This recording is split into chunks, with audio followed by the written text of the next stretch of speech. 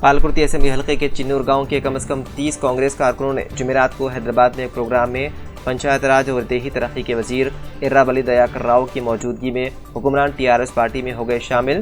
اس موقع پر وزیر نے انہیں پارٹی کھنڈوا پہنا کر ان کا پارٹی میں کیا استقبال۔ تعلیمی سال 2022 اور 23 کے لیے under graduate courses BA, BCom, BSc اور post graduate courses MA, MLISCs, BLICs, MBA, MSc, MCom اور PG diploma doctor BR Ambedkar open university کے سرٹیفکیٹ پروگراموں میں براہ راست داخلے کے لیے تاریخ میں 30 اگست تک کی گئی ہے توسیع۔ مزید تفصیلات کے لیے قریبی اسٹڈی سینٹر یونیورسٹی کے پورٹل www.brouonline.in پر جانکاری کر سکتے ہیں حاصل۔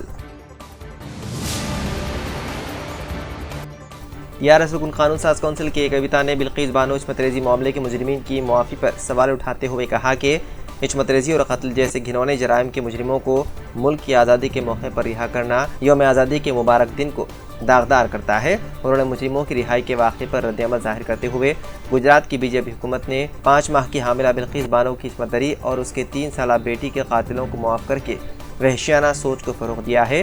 یہ قانون انصاف کی روح اور مکمل طور پر انسانیت کے خلاف ہے۔ کویتا نے کہا کہ ایک خاتون ہونے کے ناطے وہ بلقیس بانو کے درد اور خوف کو محسوس کر سکتی ہیں۔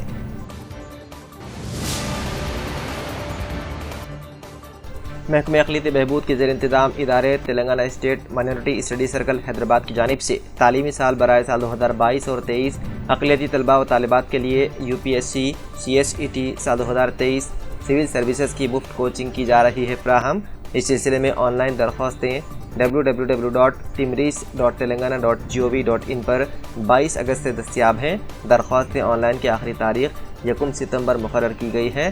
طلباء کا اسکریننگ ٹیسٹ 11 ستمبر روز اتوار صبح 10 تا 12 بجے دوپہر تلنگانہ مائنورٹی ریزیڈینشیل اسکول پر انعقاد لایا جائے گا۔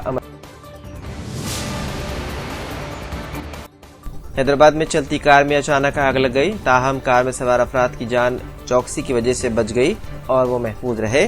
یہ واقعہ شہر حیدرآباد کے چمپا پیٹ چوراہے پر آیا پیش۔ یہ کار کرمن گھاٹ علاقے کی سمت جا رہی تھی کہ اس میں اچانک آگ بھڑک اٹھی، جس کے ساتھ ہی کار میں سوار جوڑا للیتا اور سرینیواس نے فوری حاضر دماغی کا مظاہرہ کرتے ہوئے کار کو سڑک کے کنارے روک دیا اور وہ کار سے اتر گئے، جس کے نتیجے میں ان کی جان بچ گئی۔ ان کے کار سے نیچے اترنے کے ساتھ ہی کار میں آگ لگ گئی اور دیکھتے ہی دیکھتے یہ کار جل کر مکمل طور پر خاکستر ہو گئی۔ اطلاع ملتے ہی فائر بریگیڈ کے اہلکاروں نے موقع پر پہنچ کر آگ پر قابو پا لیا۔ دہلی ہائی کورٹ کی جانب سے BJP لیڈر شاہنواز حسین کے خلاف عصمت دری کا مقدمہ درج کرنے کی ہدایت جاری کی گئی۔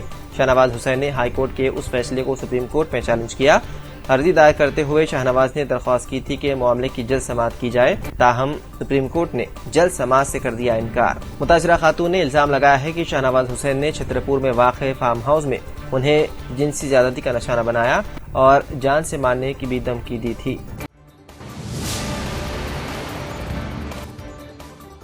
وزارت اطلاعات و نشریات نے 8 یوٹیوب چینلز پر ہندوستان کی سلامتی کو متاثر کرنے والا مواد پوسٹ کرنے پر امتناع عائد کر دیا۔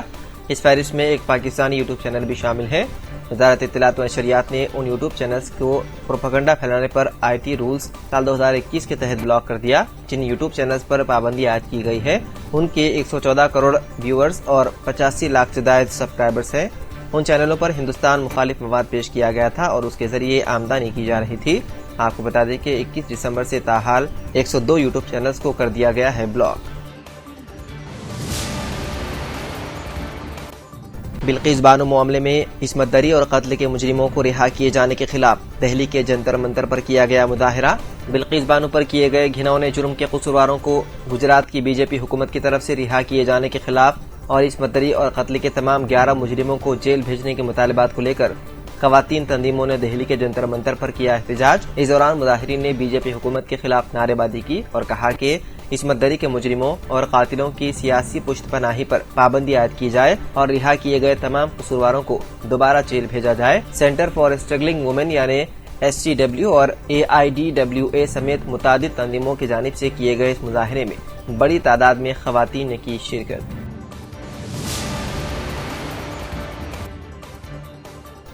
افغانستان کے دارالحکومت کابل کی ایک مسجد میں ہونے والے دھماکے میں مرنے والوں کی تعداد 30 ہو گئی ہے۔ اس دھماکے میں 40 سے زیادہ افراد زخمی ہوئے ہیں۔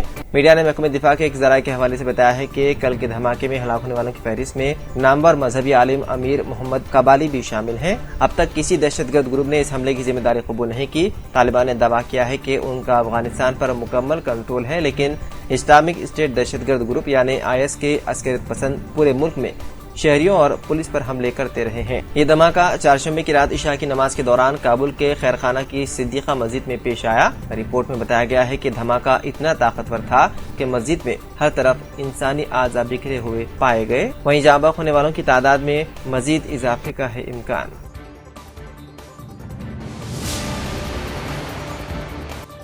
اب سعودی وزارت بلدیات و دیہی و آبادکاری امور نے ان پیشوں کی فہرست جاری کر دی ہے جن پر کام کرنے والوں کے لیے 1 جون 2023 سے پروفیشن لائسنس لازمی ہے۔ رپورٹ کے مطابق وزارت بلدیات و دیہی و آبادکاری امور نے کہا کہ لانڈری میں کپڑوں کی دھلائی، استری اور صفائی کے کارکن کے لیے پروفیشن لائسنس ضروری کر دیا گیا ہے۔ نیز وزارت نے کہا کہ کارپینٹر، لوہار اور ایلومینیم کے کارکنان کے لیے بھی پروفیشن لائسنس لازمی ہو۔